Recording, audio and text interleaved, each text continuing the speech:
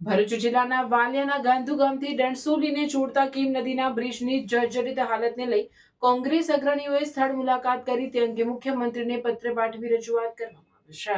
ભરૂચના વાલિયા તાલુકામાં ગાંધુ ગામથી ડણસોલી ગામને જોડતા કીમ નદી પર આવેલ પુલની હાલત અત્યંત ચિંતાજનક બની છે। પુલની જર્જરિત સ્થિતિ અને ગુણવત્તા અંગે સ્થાનિક લોકોએ ચિંતા વ્યક્ત કરી છે। ત્યારે વાલિયા તાલુકા કોંગ્રેસના પૂર્વ પ્રમુખ વિજય વસાવા દ્વારા સ્થળ પર પરિસ્થિતિનું નિરીક્ષણ કરવામાં આવ્યું હતું। તેમની મુલાકાત બાદ સમગ્ર હકીકતો અને તથ્યોને આધારે ગુજરાત પ્રદેશ કોંગ્રેસ સમિતિના મહામંત્રી સંદીપ આંગ્રોલા દ્વારા ગુજરાત રાજ્યના મુખ્યમંત્રીને લેખિત રજૂઆત કરી તાત્કાલિક તપાસ હાથ ધરવા માંગ કરવામાં આવી છે।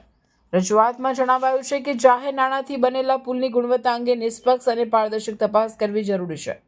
જો બેદરકારી, ગેરવહીવટ અથવા ભ્રષ્ટાચાર સામે આવે તો જવાબદાર અધિકારીઓ અને કોન્ટ્રાક્ટર સામે કડક કાર્યવાહી કરવામાં આવે। સાથે જ પુલની સલામતી સુનિશ્ચિત કરવા અને જનતાને સુરક્ષિત અવરજવર માટે જરૂરી તાત્કાલિક પગલાં લેવાય તેવી માંગ પણ કરવામાં આવી છે।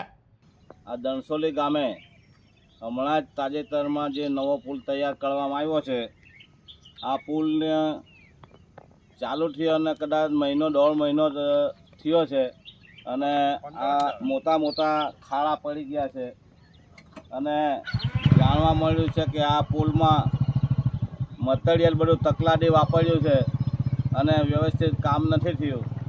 એટલે માટે આ દોઢ મહિનામાં આટલા બધા ખાડા પડી ગયા। એટલે આ ભાજપ સરકારનો વિકાસ આપણને નજરે પડે છે। હમણાં ટૂંક સમયમાં તરકેશ્વર ગામે પાણીની ટાંકી ટેસ્ટિંગ કરતાં જ જમીન દોષ થઈ ગઈ, તેવી રીતના આ ડણસોલી ગામનો પુલ પણ હજુ તો વાહન વ્યવહાર માટે ભાડે વાહનો ચાલ્યા જ નથી અને આ ટેસ્ટિંગમાં આ બધા ગાબડા પડી ગયા છે, એનો સ્લેબ ઉપર પાછળ બેસી ગયો છે।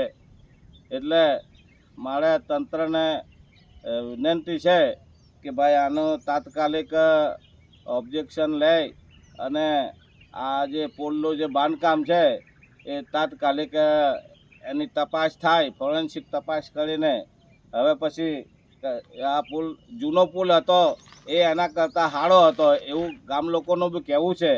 એટલે આ જોખમી પુલ કંઈક ને કંઈક કોઈકનો ભોગ લે છે અને ત્યારે તંત્ર જાગે। એટલે આ આંધળી બેરી સરકારને આ બધું દેખાતું નથી અને ફાફા ફોજદારી કરે છે અને વિકાસની મોટી મોટી બાંગો ફૂંકે છે, પણ આ જગ જાહેર છે આ ભાજપ સરકારનો વિકાસ અને ભાજપના નેતાઓનો વિકાસ। જય આદિવાસી, જય જોહાર।